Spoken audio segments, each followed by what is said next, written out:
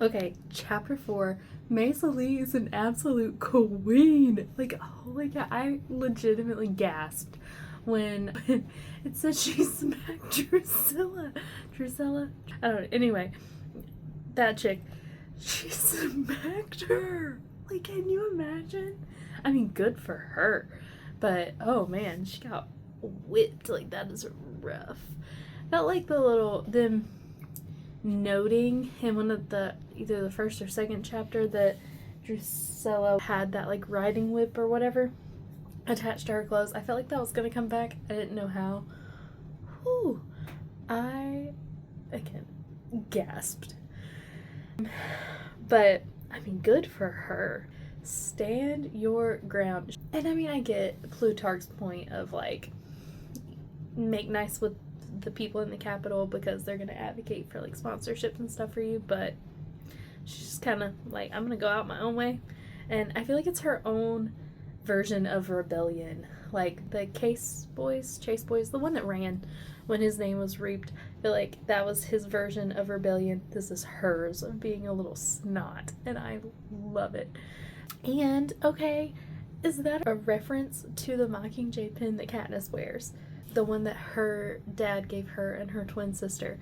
I'm really curious if now that she has been reaped, if they will, I don't know, if her family will get rid of it simply because they can't stand to look at it anymore because she's gone, or if Laurel Dove, what is her name? Man, my brain is fried. If Haymitch's girlfriend, if she will actually steal it. But now, wait, as I'm saying this out, in the original, she didn't actually get it from the Hob like she did in the movies, right? In the books, it was different. Did her friend, I think it was the mayor's daughter or something, did she give her that pin? Was it something in her family? Like her, Maisley's sister's daughter or something? I don't know. These are things when I go back through the original books that I'm hoping will fall into place in my brain. I love all of the little like Easter eggs that Suzanne is masterfully putting in. Like, I love it. And sometimes stuff like that feels very fan servicey for me, and I'm just like, okay, come on, like that's a little on the nose. But this, I feel like she's doing it really well, and maybe it's just because I have a very special place in my heart for the Hunger Games, and so any Easter egg she puts in, I'm gonna like fangirl over. That's quite possible, but that the Mockingjay pen, I love it. And then pointing out that birds have like a significance to the covey, that was a cool anecdote. I don't remember if that was in the Ballad of Songbirds and Snakes, but it is a pattern that you see. And if, well, I guess Lucy Gray's things were snakes, but she was a songbird, like she was referenced as that. And now Haymitch's girlfriend has the geese that love her, and she talked about in the first chapter when he first met her, she was saying something about, why are you messing with my birds, when Katniss's dad was singing or whatever. Anyway, sorry, I think I'm actually covering this speaker. That's probably not great. So I like all of those little Easter eggs. Drusilla is awful. She is one of those people that I feel like the fan base will love to hate. Like everyone can rally around their disdain for this woman. I think it's a stark contrast from Effie, because I mean, Effie's still, she's full capital. She's drinking their Kool-Aid for sure, but she's not just treating them like they are scum of the earth. And I feel like they keep pointing out that she's getting older to kind of allude to, well, she's eventually either gonna no longer be alive, or she's gonna retire or be pushed out or whatever, and that's gonna make room for Effie in Katniss's time. I thought the birthday cake scene was interesting. Haymitch really like recognizing that his mom reminded him of what his dad told their old friend's daughter when she was reaped a few years before, of don't let the capital use you. But his mom reminding him that after she blatantly let the capital use her, but then him recognizing they had us over a barrel there, there's nothing else that I want from them. I love that. almost the recognition of let them use you to an extent for what will be to your overall benefit, but also don't just play into their games. I don't know, it feels like a very delicate balance that he also pushed Katniss and Peeta into, of play their game, get people to like you, but also if you want to be a symbol for rebellion, great. I feel like that's the line that he's kind of like figuring out.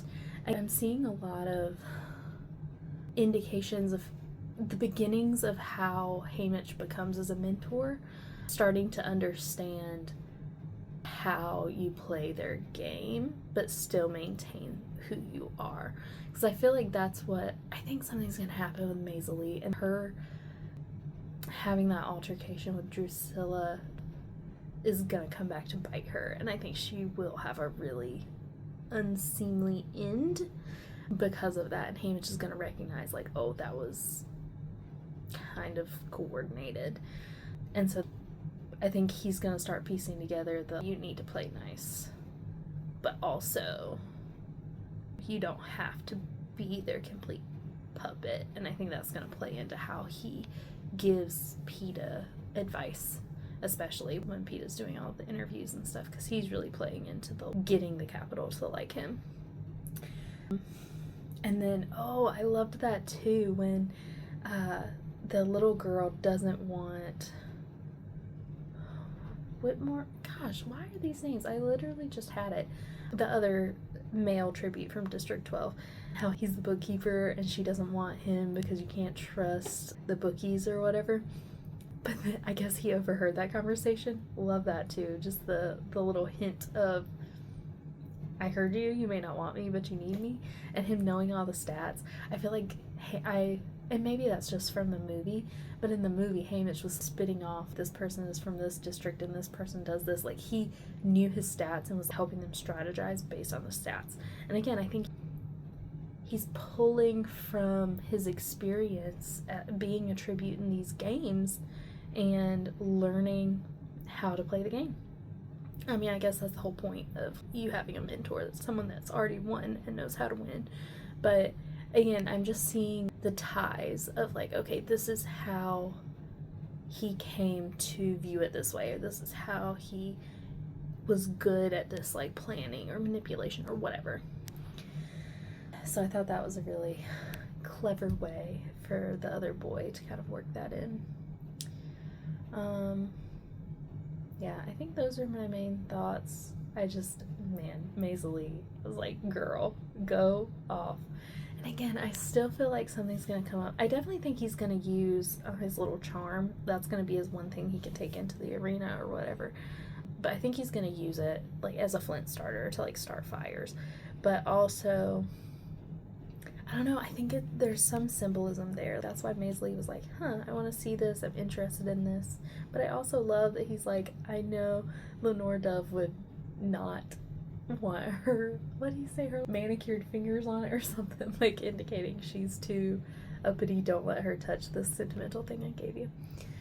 Oh, and also the song that Lenore Dove was named after, was that a reference to, I feel like there was some Edgar Allan Poe poem. I meant to look this up before I started the video and then I forgot. I feel like that's a poem that I've read, or there's like shades of that. Am I losing my mind? I'm gonna have to go and look it up. Maybe I'll include that in the chapter 5 recap, because I was like, I know I've heard something about like My Sweet Lenore, or maybe I'm just thinking the Raven Evermore, and Raven Evermore sounding close to Lenore, but I think there's something there. I'm gonna have to look into that. Realized I forgot some things from chapter 4. One is when Maisie was talking about who do you think would be more popular, a victor or just an escort, and Drusilla said something about you just wait what becomes a victor or whatever. Oh, haunting. Like, yeah, she knows how awfully the victors are treated and how they're trafficked and oh man, all the terrible stuff that happens. And that was just like that hint of like, yeah, this is already happening to victors. And again, just kind of thinking about the shift from the 10th Hunger Games to this 50th to the 74th and 5th. It's like it's already happening. These horrors that the victors endure, it's like the games never end for the victors. There's still more horror coming. And yeah, it's just quite the little Easter egg and foreshadowing of what's to come.